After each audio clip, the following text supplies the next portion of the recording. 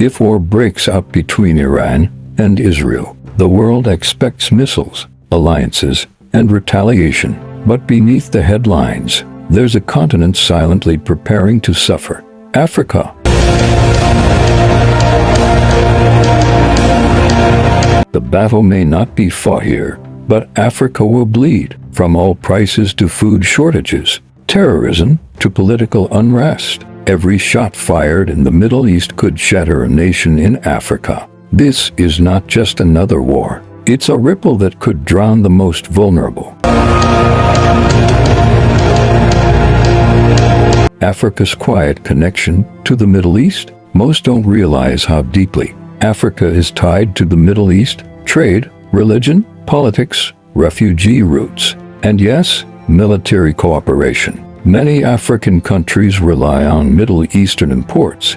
Others host groups with ties to Iran or Israel. And in some cases, African soil is used as a quiet battleground for proxy operations. If this war erupts, no border will stop the consequences. Economic fallout, food and fuel crisis. Africa imports a significant amount of fuel and wheat through global supply chains that flow through or near the Middle East. A war will block ports, disrupt cargo, and skyrocket prices. Imagine a family in Sudan or Nigeria, already spending half their income on food, waking up to a 60% price hike overnight. From Cairo to Cape Town, hunger and inflation will explode. All chaos. Nigeria, Angola, and beyond, all producing African countries like Nigeria, Angola, and Libya could face unpredictable booms or collapses. If oil prices spike, governments might celebrate short-term gains,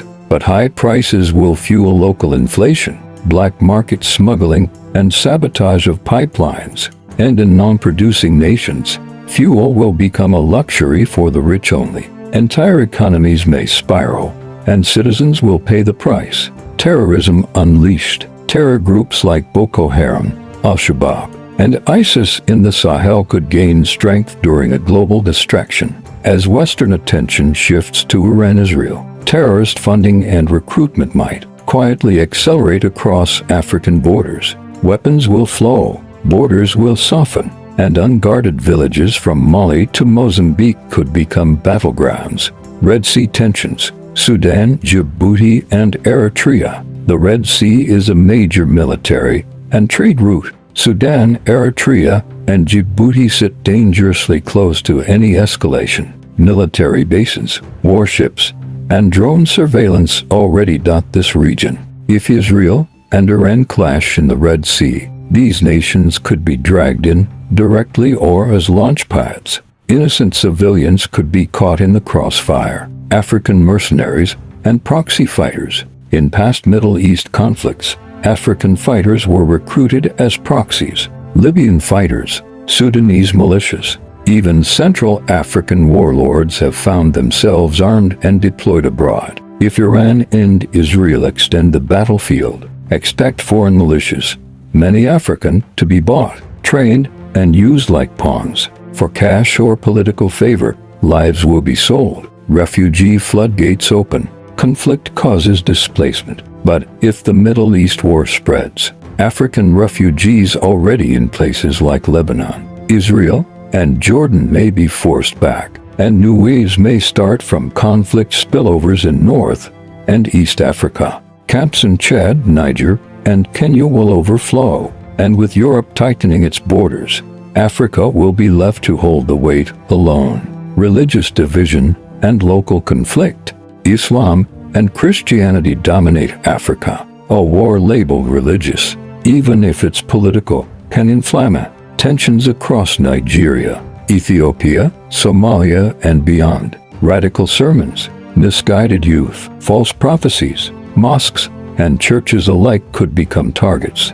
Old tensions may reawaken under a new excuse. Whose side are you on? Israel's African allies and Iran's silent influence. Countries like Kenya, Uganda, and Ghana have diplomatic ties with Israel. Meanwhile, Iran has quietly supported groups and movements in Sudan, Nigeria, and South Africa. A full-blown conflict will pressure African nations to pick sides. Choosing wrongly or staying neutral may invite sanctions, cyber attacks, or diplomatic backlash. Africa may become a new Cold War playground. Media manipulation and fake news.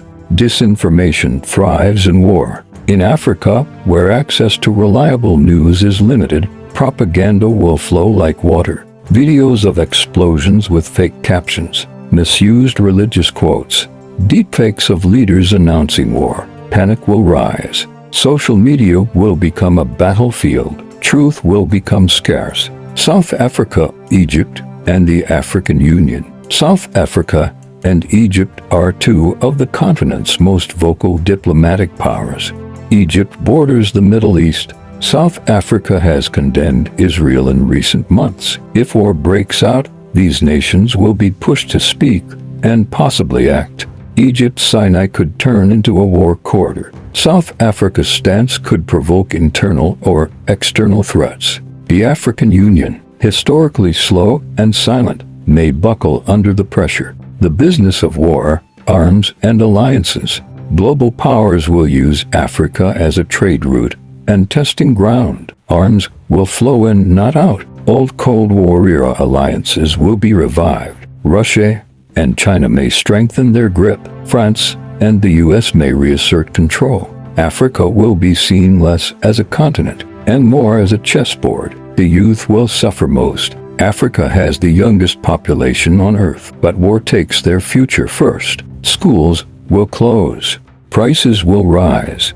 Jobs will vanish. Some will be recruited into militias. Others will flee, but most will simply be trapped. They will inherit trauma, poverty, and silence. Again, what if Africa says no? But what if, for once, Africa says no? No to being used, no to silence, no to exploitation.